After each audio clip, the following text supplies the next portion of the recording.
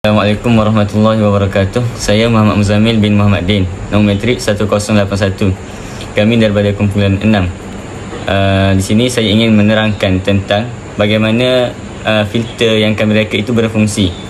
First, kami menggunakan panel solar, pengawal solar, bateri, pump aeration 12 volt dan filter yang kami reka untuk mengurangkan pump tersumbat.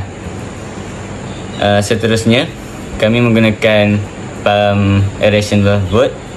Pump ini hanya dapat menerima 12 voltan elektrik sahaja.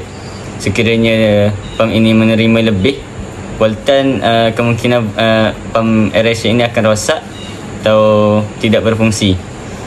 Oleh itu kami menggunakan bateri untuk menyimpan tenaga elektrik dan menyalurkan elektrik yang diperlukan sahaja untuk pump aeration yang kami gunakan. Sekian dari saya. Nama saya Muhammad Faris Safwan bin Putri dan nombor metrik saya 22DTQ24F1102.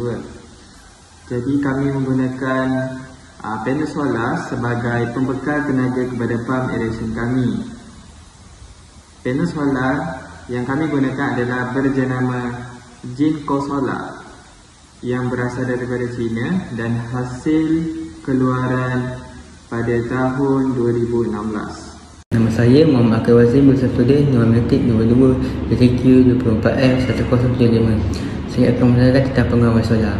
Seperti yang sudah maklum, pump aeration kami hanya menerima 12 volt sahaja. Maksudnya arus elektrik yang dibekalkan oleh panel solar kepada pump aeration kami hanya boleh melalui 12 volt. Kalau ia melebihi 12 volt, pump aeration kami akan meletup dan terbakar.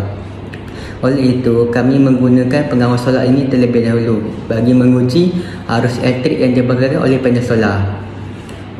Setelah diuji, kami mendapati panel solar ini membekalkan 25 volt, iaitu tinggi melebihi 12 volt. Jadi kami menggunakan pengawal solar terlebih dahulu bagi mengelakkan pump itu terbakar. Assalamualaikum warahmatullahi wabarakatuh. Nama saya Muhammad Farid bin Muhammad Nasir, nombor metrik 22DTQ24F1120.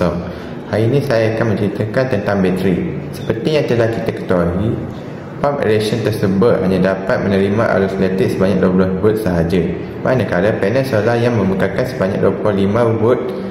Oleh itu, kami menyambung wayar panel solar ke bateri terlebih dahulu. Setelah disambung ke bateri, barulah kami menyambung wayar ke pump aeration bagi mengelakkan arus yang diterima pump melebihi 12 volt dan terbakar.